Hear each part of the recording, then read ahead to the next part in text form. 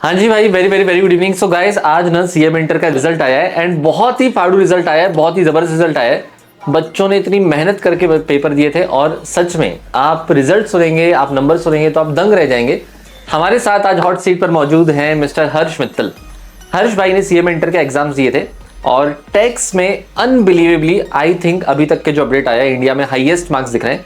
80 marks tax में आए, 8080, and सच में it is a very very very very big achievement. Harsh, मेरी मेरी कांग्रेट्स यार, ना आपने 80 मार्क्स लाए। और सच में यार, रिटर्न एग्जाम्स में जब टैक्स प्योर एमसीक्यू होता है ना तो 90 भी अपने बच्चों के आए हुए हैं, लेकिन रिटर्न प्लस थोड़ा सा एमसीक्यू और उसमें 80 मार्क्स लाना is very very very big deal. और आई थिंक लॉ में भी 75 आए हैं, है ना? देखो तो भाई, लॉ में 75 आए हैं और टैक्स में 80 आए हैं। टोटल मिला के 276 277 ऐसे कुछ है, 279 मार्क्स फर्स्ट ग्रुप में। आई थिंक यार, अगर दोनों ग्रुप आप साथ में रहते फॉर श्योर आपको ऑल इंडिया रैंक आता था, बट कोई नहीं है ना, फाइनल लेवल पे हम लोग ट्राई करेंगे। तो मुझे ऐसा लगता है कि देखो भाई, मैं तो टैक्स ही पढ़ाता हूँ, तो मुझे लगता है कि बच्चों को ना काफ़ी डर लगता रहता है कि टैक्स क्या करें, कैसे करें। अब हमारी ज़बानी तो आपने सुना ही है कि क्या पढ़ना चाहिए, कैसे पढ़ना चाहिए, लेकिन जिनका फर्स्ट हैंड एक्सपीरियंस है, जिन्होंने अभी अभी पढ़ा, आई थिंक उनसे भी एक बार समझना चाहिए। थोड़ा स्टेप बाय स्टेप समझ लेते हैं कि भाई टैक्स का पढ़ने का अप्रोच क्या होना चाहिए, क्लासेस के दौरान क्या करना है, एग्जाम के दौरान क्या करना है, प्रैक्टिस कैसे करनी है। हम बहुत सारे क्वेश्चंस कवर अप करेंगे, इसको एकदम ब्रीफ टू द पॉइंट रखेंगे। उसके अलावा भी अगर आपको लगता है कि कुछ सवाल हैं तो प्लीज़ उसको कमेंट सेक्शन में आप डाल दीजिएगा, वहाँ पर रिप्लाई कर देंगे। तो स्टार्ट करते हैं। यस हर्ष भाई, मुझे बताइए कि आपने जब क्लासेस ज्वाइन की तो डीटी आईडीटी दोनों आपने स्टार्टिंग से कैसे मैनेज किया? सर, जो डेली क्लासेस होती थी वो डेली क्लासेस जो आपने पढ़ाया वो घर जाकर डेली रिवाइज करता था। Okay. और उसके रिलेटेड क्वेश्चन सॉल्व करता था अपने स्टडी मटेरियल से। ओके, डेली रिवीजन करते थे, जो मैं क्वेश्चंस करवाता था वो भी करते थे एंड स्टडी मटेरियल से भी करते थे। ओके, तो हमारी क्लासेस करीब 3 साढ़े 3 महीने चली होगी, तो आपने डेली बेसिस पर सारे के सारे क्वेश्चंस रिवाइज किए? हाँ, डेली बेसिस पर कुछ मिस नहीं हुआ? हमने कभी जब जैसे कभी मिस हो जाता था तो अगले दिन उसका कवर अप कर देता था, या संडे Okay. को हो जाता था कभी, Okay. संडे को एक्स्ट्रा क्वेश्चन कर देते थे। ठीक है, तो या तो अगले दिन कवर करते थे या फिर संडे को करते थे। कभी बैकलॉग्स रहे टैक्स में?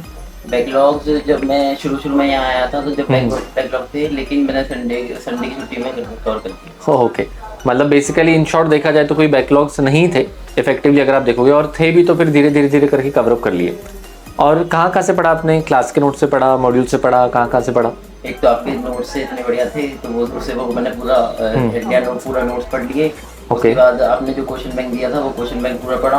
उसके बाद आपने लास्ट डे नोट्स भी दिए थे, इतने बढ़िया थे कि वो लास्ट डे में भी बहुत हेल्प कर रहे थे, तो वो पढ़ के गया था मैं। ओके, मतलब इन शॉर्ट मैंने जो हैंड रिटन करवाया था वो आपने पढ़ा। हाँ। जो रेगुलर नोट्स से आपने वो भी पढ़े। ठीक है, सजेशन ये रहता है कि आप हैंड रिटन नोट्स पढ़ें एंड जो क्लास वाले नोट्स पढ़ें, उससे आपका मोर देन सफिशिएंट हो जाता है।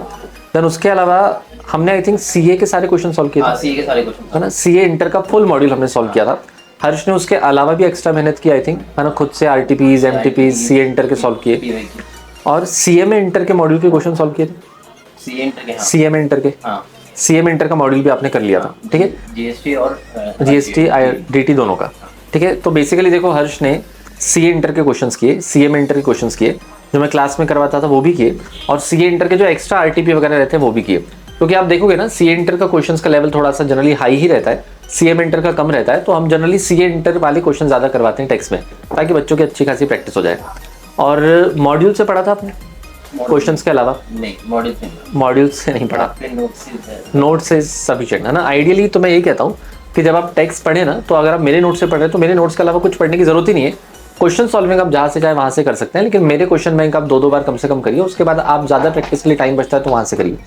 तो क्वेश्चन सॉल्विंग ऐसी हो गई, डेली की डेली प्रैक्टिस हो गई। अच्छा, आपको दिक्कत गई थी, जैसे बच्चों को दिक्कत जाती है कि टेक्स्ट तो इतना वास्ट है, रिटेन कैसे करें? तो उसमें आप मेरे को डीटी आईडीटी दोनों अलग अलग बताओ। डीटी कैसे किया पहले?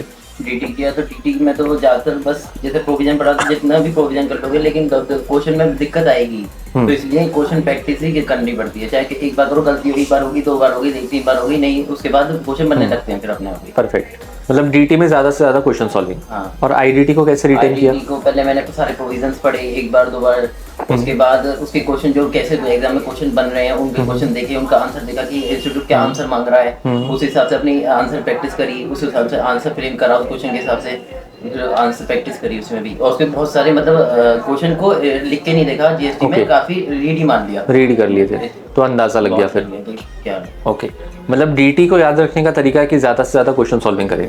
आईडीटी को याद रखने का तरीका है कि उसमें भी आप मल्टीपल रिविजन्स करें प्रोविजन का पहले, उसके बाद अगेन उसमें भी क्वेश्चन सॉल्विंग करें। ठीक है, तो इसमें देखो हर्ष को तो राइटिंग प्रैक्टिस की जरूरत इतनी नहीं पड़ी थी, काफ़ी बच्चों को राइटिंग प्रैक्टिस की जरूरत पड़ती है, तो आइडियली आपको लिख के देखना चाहिए। नहीं तो अगर आप मल्टीपल टाइम्स पढ़ रहे हैं तो आपके दिमाग में फिर बैठ जाता है, फिर अल्टीमेटली आपको राइटिंग प्रैक्टिस थोड़ी सी कम करनी पड़ेगी। तो इस तरीके से रिटेन करना है, मतलब आइडियली आईडीटी भी मल्टीपल टाइम्स बच्चों को रिवाइज करना है। और जैसा हर्ष बोल रहा है कि मैंने पास्ट एग्जाम पेपर्स देखे, मतलब आप पास्ट एग्जाम पेपर्स आपको मिल जाएंगे वेबसाइट पर अपलोडेड, आप उसको डाउनलोड करिए और वहाँ से आप देखिए कि भाई आंसर्स कैसे हैं, सजेस्टेड आंसर्स देखिए। क्लास में भी आपको नोट्स में क्वेश्चन बैंक में सब कुछ मिल जाएगा। उसके अलावा आप एडिशनली भी कर सकते हैं। तो टेस्ट सीरीज वगैरह दी थी आपने बीच में? हाँ, टेस्ट सीरीज दी थी। जो क्लास की टेस्ट सीरीज होती थी वो भी देते थे, उसमें प्रॉपर तैयारी करके देते थे? हाँ, प्रॉपर तैयारी, जितना भी जैसे सिलेबस है उतना ही रिवाइज करा पूरा, उसके बाद दिया पूरा। ठीक है, मतलब क्लास टेस्ट सीरीज भी मिस नहीं करी। ये तो 80 मार्क्स आए तो भाई ऑफकोर्स देखो मेहनत तो करनी पड़ेगी, ऐसा नहीं है। मुझे बताओ थोड़ी कम मेहनत करते हो 60 मार्क्स आ जाते थे? आ जाते 60 तो आ जाते। हाँ यस, मतलब अगर आपका 80-90 का एस्पिरेशन नहीं है, ठीक है, थोड़ा सा आपने ओकेश मेहनत की तो भी आप 60-70 ला सकते हो, क्योंकि सीएमए इंटर का पेपर लेवल इतना टफ नहीं होता है, पेपर लेवल थोड़ा मॉडरेट ही होता है और हम क्वेश्चन सॉल्विंग बहुत ही हाई लेवल की करते हैं। तो ये सब आपने किया क्लासेस के दौरान, करेक्ट। अब मुझे बताइए कि क्लासेस खत्म हुई, 1-2 महीने का सेल्फ स्टडी का टाइम मिला होगा आपको, 2 महीने का अप्रॉक्स का। वो सेल्फ स्टडी में आपने क्या किया? सेल्फ स्टडी में मैं घर नहीं गया, खाली अपना पीजी में ही बैठा, वहीं पे सॉल्व किया। वहाँ पे पहले मैंने अपना जो आपने नोट्स पढ़ाए थे वो नोट्स के प्रोविजन याद किए। उसके बाद क्वेश्चन सॉल्विंग करी, पीवाईक्यूज करी, आरटीपीज करी, सीएमए के क्वेश्चन करी। अच्छा मुझे बताइए कि अगर कोई बच्चा सिर्फ टेक्स्ट पढ़ने बैठे, मतलब अगर आइडियली दिन में जब सेल्फ स्टडी किया तो 2-3 सब्जेक्ट्स पढ़ने चाहिए, अगर कोई बच्चा सिर्फ सेल्फ स्टडी में टेक्स्ट पढ़ रहा है दिन भर, तो कितने दिन में हो जाना चाहिए आपके साथ? वैसे जो टेक्स्ट है वो बहुत वास्ट है, तो कम से कम भी 10-15 दिन ले जाएगा टेक्स्ट, तो अगर डीटी और आईडीटी के पूरी क्वेश्चन सॉल्विंग और प्रोविजंस के साथ। उसके बाद भी छोड़ना नहीं है, क्योंकि उसके बाद भी प्रोविजन रिवाइज करने रहते हैं, नहीं क्योंकि वास्ट है तो रिटेंशन में प्रॉब्लम आती है। ओके, मतलब ऑन एन एवरेज 15 दिन आप अगर सकते हो, 2-3 दिन आगे पीछे, जिसमें आप फुल सेल्फ स्टडी में बैठे तो डीटी आईडीटी आप दोनों कर पाओगे। अब उसके बाद भी आपने बोला कि थोड़ा थोड़ा रिवाइज करते रहना चाहिए, तो आप कैसे करते थे?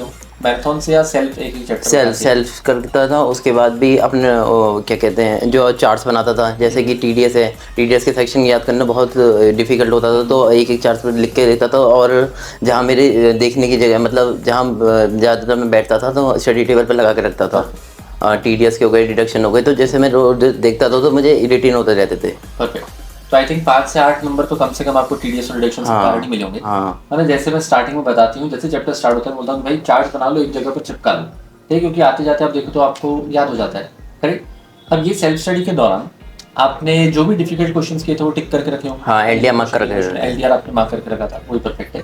तो जब आप एग्जाम तक पहुंच गए फाइनल, अब एग्जाम के 1-2 दिन पहले आपने कैसे पढ़ा?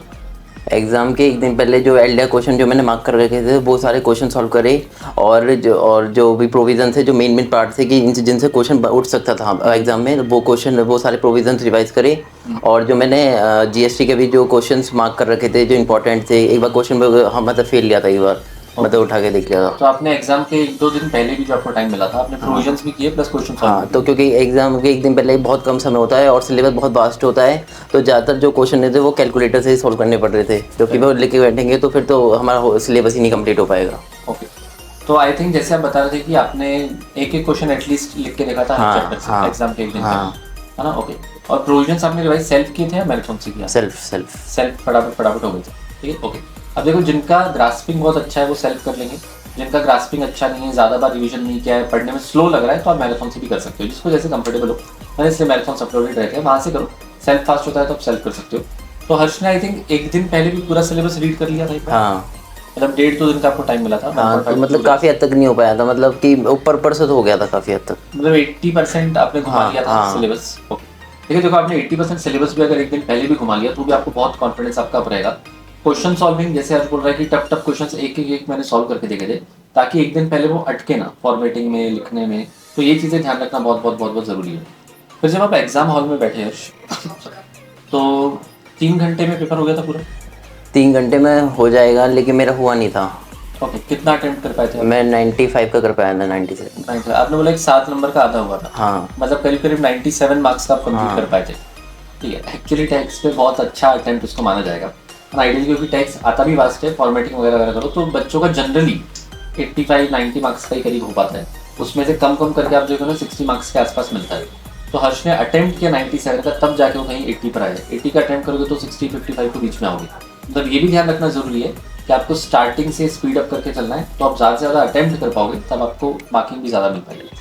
करेक्ट है ना? ओके, इसके अलावा कुछ आप ऐड ऑन करना चाहोगे टेक्स्ट? हाँ, मैं ये ऐड ऑन करना चाहूँगा कि जो जब हम पेपर लिखते हैं तो उस पर प्रेजेंटेशन पे इतना ध्यान नहीं देता है इंस्टीट्यूट। जैसे अपने पेपर कंप्लीट करने पे ध्यान देना चाहिए हमें अपना। ये नहीं है कि पहले लाइन वाइन खींचेंगे, मार्जिन खींचेंगे, इससे पेपर छूटेगा और कुछ नहीं होगा। 1-2 नंबर के फ़र्क पड़ता है बस, उससे ज़्यादा फर्क नहीं पड़ता। मेरी खुद इतनी बुरी राइटिंग थी पर फिर भी मैं इतने नंबर स्कोर कर पाया हूँ। मुझे मैं अभी दर्शन सर और मैं बात ही कर रहे थे, दर्शन सर बोले इसको लॉ में भी 75 है, बोले राइटिंग देख के तो लगता ही नहीं था इसको इतने नंबर आएंगे। ठीक है, राइटिंग आपका अगर कोशिश करेंगे कि भाई हर्ष की कॉपी मंगाएं है ना, और आपको दिखाएं कि भाई कैसे कैसे स्कोर मिला हुआ है, ताकि आपको अंदाजा लगेगा। ठीक है, एक बार मंगा के देखेंगे जब कॉपी ओपन होगा ना, तो हर्ष को भी समझ आएगा कहाँ कैसे नंबरिंग हुई है, और आपको भी समझ आएगा कि भाई फॉर्मेटिंग का क्या हुआ है, कैसे हुआ है, तो आपको भी हेल्प करेगा। इसके अलावा और कुछ ऐड करना चाहिए? और मतलब ये है कि डेली रिवाइज करो, यही है। डेली रिवाइज करो, ये आपका जो सबसे बड़ा की है। हाँ, और बैकलॉग मत होने दो बिल्कुल भी। बैकलॉग हो गया तो मतलब टैक्स में अगर बैकलॉग हो गया, सारे चैप्टर इंटरलिंक्ड रहते हैं और जीएसटी पूरा इंटरलिंक्ड है। अगर एक भी चीज़ हटी तो मतलब वो आगे का उससे समझ नहीं आएगा, ना क्वेश्चन सॉल्व होंगे ना कुछ ही होगा। तो बैकलॉग पे मोस्ट फोकस करना है कि बैकलॉग नहीं होने देना है। अगर हो भी गया है तो उसे संडे में या फिर एक्स्ट्रा टाइम निकाल कर उसे कंप्लीट करना है किसी भी हालत में। देखो, इन शॉर्ट डिसिप्लिन लाइफ आपको जीना है, ज़्यादा नहीं, कुछ 1-2-3 साल आपको देने हैं ताकि आप आगे बढ़ जाओ। I think all the things have been covered, है ना। उसके अलावा गाइस जो भी रहेगा आप प्लीज़ कमेंट सेक्शन में डाल दीजिएगा। होपफुली आपको इसमें मेन इंसाइट्स मिल गए होंगे, है ना, क्योंकि जैसे मैं इंटरव्यूज लेता हूँ तो मैं इतना ही रखते भाई, टू द पॉइंट हो, बच्चों का टाइम भी वेस्ट ना हो। अगर आपने 15 मिनट भी इन्वेस्ट किए तो कोशिश करके सारा के सारे जो सवाल हैं उनके आपको जवाब मिल गए होंगे, है ना। बाकी भी जो भी रहेगा प्लीज आप कमेंट सेक्शन में डालिएगा, हम वहाँ पर रिप्लाई करेंगे। तो मित्तल साहब, थैंक यू सो मच, मेरी कांग्रेट्स वंस अगेन, है ना, आपने बहुत अच्छा स्कोर किया है। और उम्मीद रहेगी कि भाई ये हर्ष भी अपना रिकॉर्ड तोड़े, सेकंड मॉड्यूल देगा तो नसीब भी ज़्यादा लाए, और आपसे भी उम्मीद रहेगी कि टेक्स्ट में और आप रिकॉर्ड तोड़ते जाओ। बाकी रिविजन मैराथन भी चलते रहते हैं, वो भी आप देखते रहिए करिए, और सब्सक्राइब करना ना भूलें और अपडेट्स के लिए। Thank you so much, bye.